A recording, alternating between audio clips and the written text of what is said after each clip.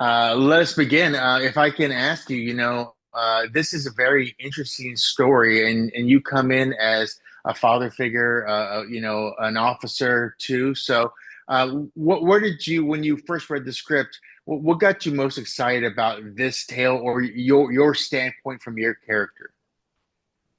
You know, he was a really interesting character initially. The script was great. I read it. I went, "What a great story!" It really drew me in, and it was well written, and I love the gruff character. I just thought this would be so much fun to play this guy. You know, because I know people like him. I see elements of him in me, in my own father. I have two children, 10 years apart. So all the frustration in dealing with children, I was very relatable to me. I worked for my father younger, and I remember, this that I would drive him nuts often with decisions and choices I made, things I did. That aspect was very fun for me, and it was a genre I have not really played in much, so that was very interesting. So all those things, caused me to go, yeah, I'd love to be part of this. Now, notwithstanding, the idea, the horror, the zombie thing too, this show does come pretty hard. I was surprised by how gory and crazy it gets because it can easily be kind of like a simpler zombie family horror. But I mean, you really get into the horror and the blood in this one too. It doesn't let up, man. It keeps coming at you. I mean, it's tough to even find a moment to catch your breath because it just keeps rolling forward. It's like a steamroller going downhill. It's just, and it twists and it just when you think you got a handle on you don't. New twists and turns happen. You go, oh my God, I didn't see that. Holy, wow. Oh, okay. Oh, that happened?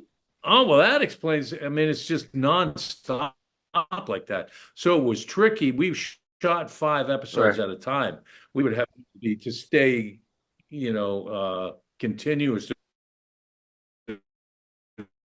be able to, man. It was a wild ride for all of us, not just on screen. So, but fun. So I don't want you to give any specifics away because they are yours to keep. But because of COVID and everything else, a lot of people made these. Do you have a zombie escape plan or some thoughts on what you would do, where you would go? You know what? I'm always ready. I'm a hyper vigilant person.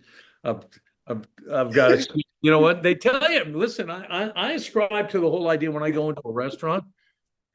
Look around and see where you can hide, how you can escape. Where are the escape hatches? Okay, all right. I'm gonna put my back to the wall. If something goes down, it's a crazy world we're living in. That's why this is sort of almost a metaphor for where we are today. Sure, for sure.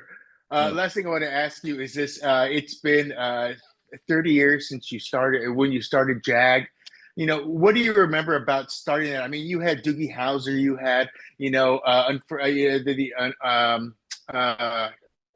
The can't remember, Untouchables, I did. I mean, I'm The Untouchables. You had a bunch of other TV shows.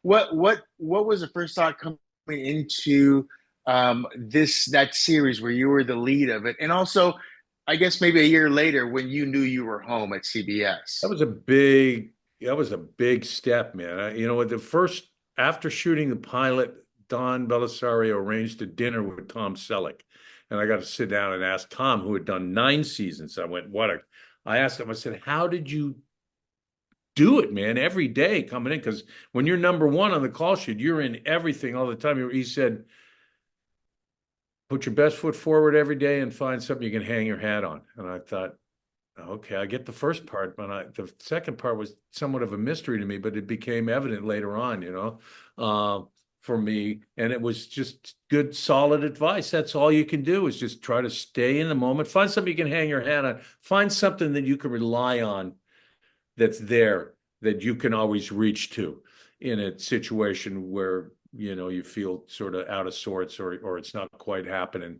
And so he had these little magnum isms that I assume that's what he meant. That's what it meant to me. And I tried to find those things for my character.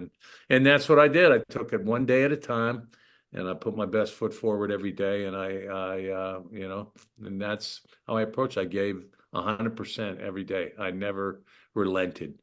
That's how I work. I don't take shortcuts. I don't phone it in. I dig and dig and dig.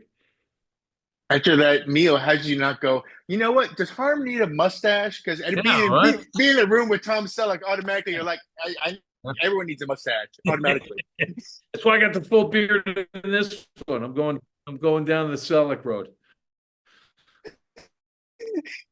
Well, that's awesome. Well, I want to thank you so much. We're so excited for this. I think everyone's going to have so much fun with this as well. And more importantly, I'm excited for you to try out this new realm. There's so much fun to be had. I'm only a couple episodes in, so I can't imagine the rest of Mr. Toad's ride as we go through You're here. ready. So You're ready. It twists. Thanks, Derek.